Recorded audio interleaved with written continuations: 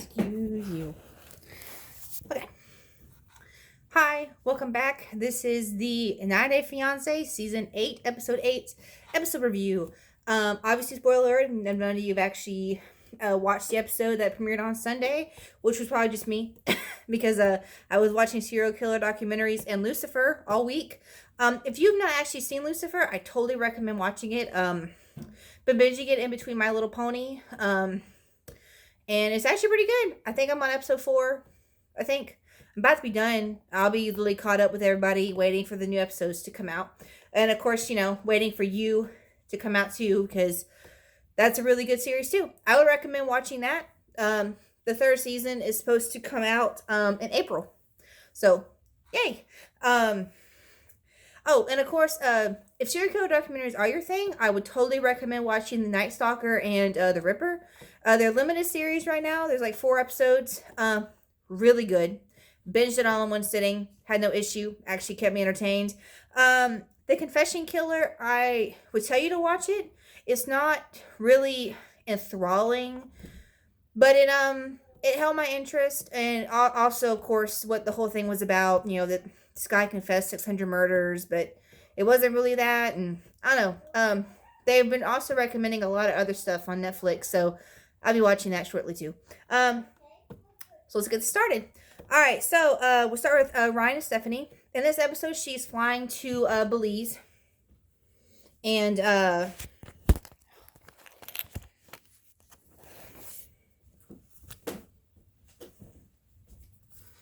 my bad. Sorry.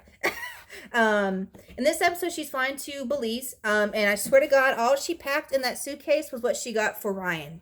Literally 12 watches, a $3,000 snake watch, boxers, shirts for him, shorts for him, slip-ons, a bandana.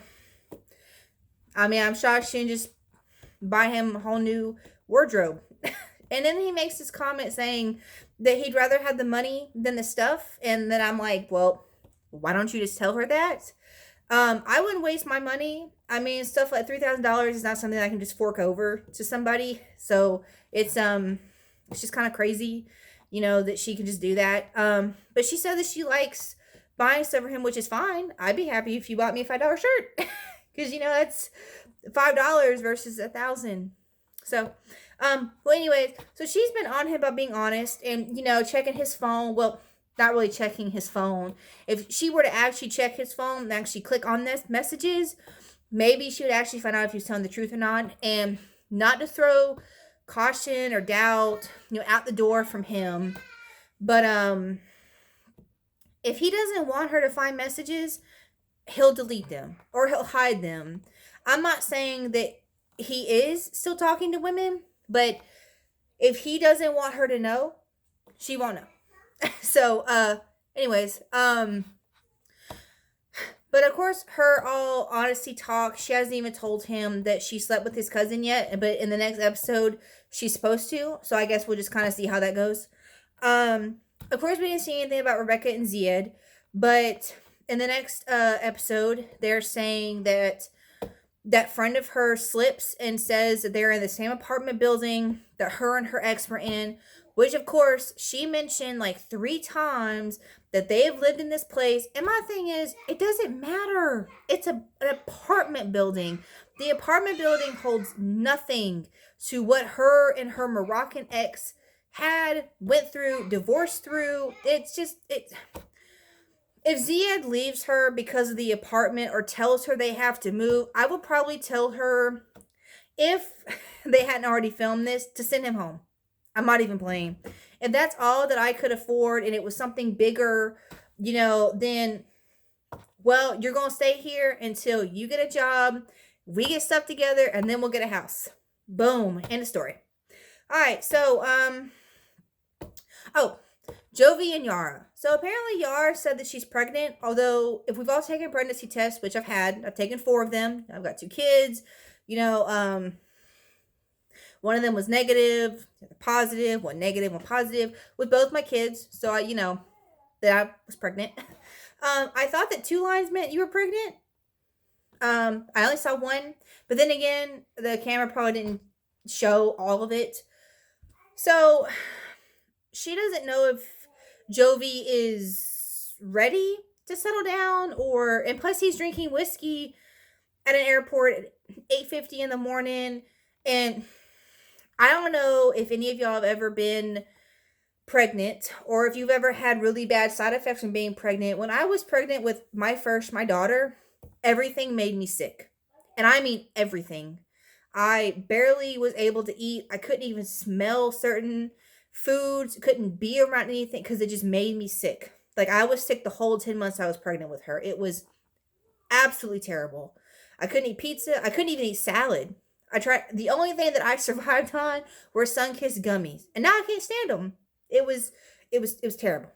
So if she is pregnant, I would totally understand not wanting to smell whiskey. Um, but in a minute, needy kids. um, so, but when she tells him that she's pregnant, he immediately says that he can't believe it. It doesn't make any sense, and then she's lying to him. I don't know. That's going to be something that I can't wait to see about. I don't really know if they end up together, but if that's how you're going to act like I'm lying to you, you can take it on somewhere. I'm sorry. These couples, the couples this episode, I don't know what it was, but normally Jovi and Yara, I'm fine with. You know, of course, Jovi's been gone for an episode, so he's been off working.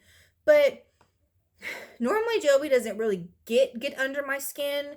But I don't want to. If I'm not lying, don't accuse me. You know, it's one of those things. Brandon and Julia. So Brandon and Julia kind of had a rough start since she's been staying there. Of course, his parents hired her basically to work the farm. She's not getting paid to watch these animals, to wake up at 7 in the morning, feed them, and do that all day while everyone else has gone at work. They're not paying her for that. And I would totally understand her not wanting to do that. So she basically snaps and tells Brandon that it's either she goes or they go together to get an apartment, a house. And I completely understand with everyone on Facebook. I wish I could show you the messages. If my laptop computer did not look like crap, on the webcam, I would totally show you the comments of people basically saying that Brandon's not a man. And I feel like when he does tell his parents that he is going to move, they're going to convince him to stay. And I don't know if I don't know if they end up together. I don't know if they even make it, but I would not stay. I mean, his parents literally have this control over him that almost makes it impossible for me to deal with his parents, even if I'm not there. Them saying they can't get married on the Mother's Day weekend. They can't move out. They can't do this. They can't do that. It's just ridiculous and totally controlling and totally unnecessary. But of course, the next episode, when he does, his mom starts crying and saying that it is his choice. And that's what also irritates me about Brandon, is that he says it's not his choice. It is your choice, Brandon. You want to be with Julia. You don't want the farm. You got to start saying it. Otherwise, you're just beating around the bush saying that it's Julia's fault. So, hold on. Evelyn, give me a minute. I'm almost done. Okay? Stop. I will be there in just a minute. Stop.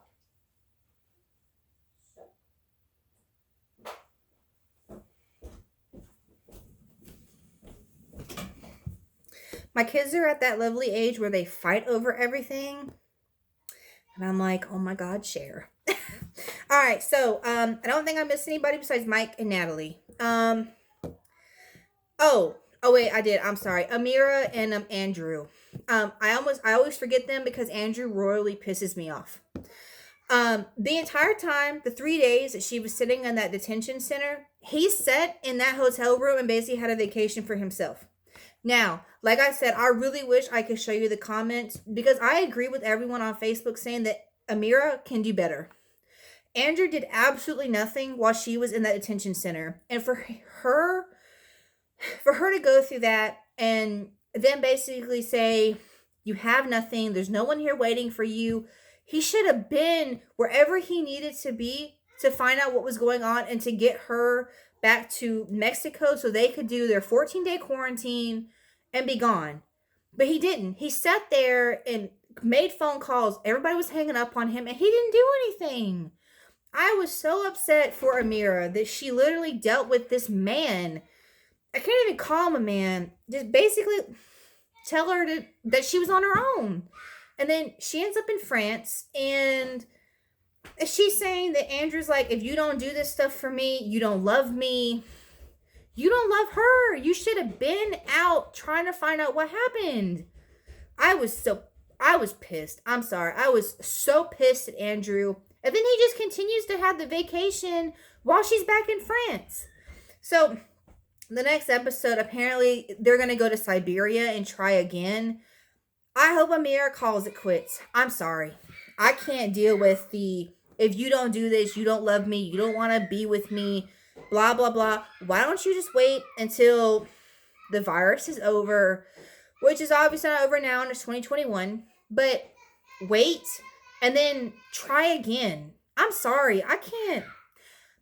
I hope I hope they don't make it. I hope she finds someone better. I'm sorry. I really do. So, oh God. Sorry, I just got like a crap ton of messages. So, Mike and Natalie. Alright, so Natalie meets Mike's mom and basically finds out that every fight they've had, he goes to her and basically vents, says everything. And I don't know if I'm just an unpopular opinion, but any fight that me and my boyfriend have had, my mom doesn't know about.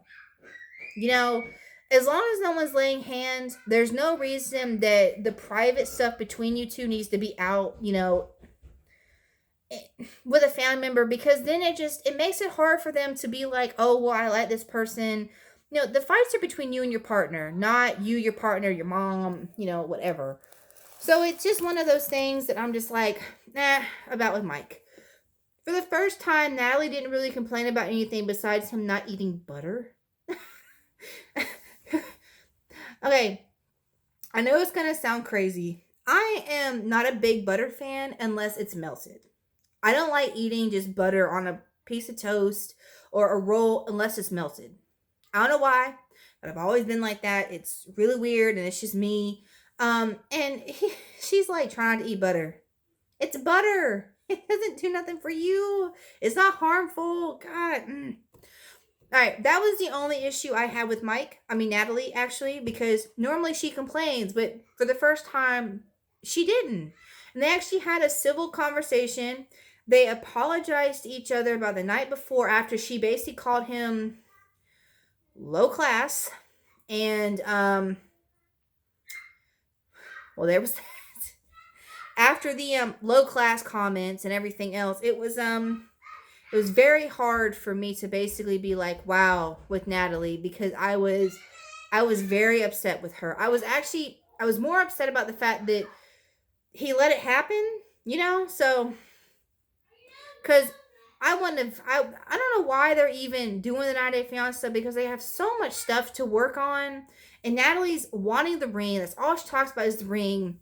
But he doesn't want to give it to her. And in the next episode, they're obviously having fights again. So I don't know what happens. I don't know what changes. But either way, they set a date for April 3rd to get married. Trish is not really a big fan. She's Mike's mom.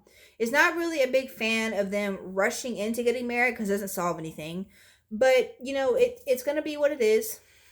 And I hope for the best that something happens, because I know that we've all seen the series preview of them not being together. So I don't know. I can't.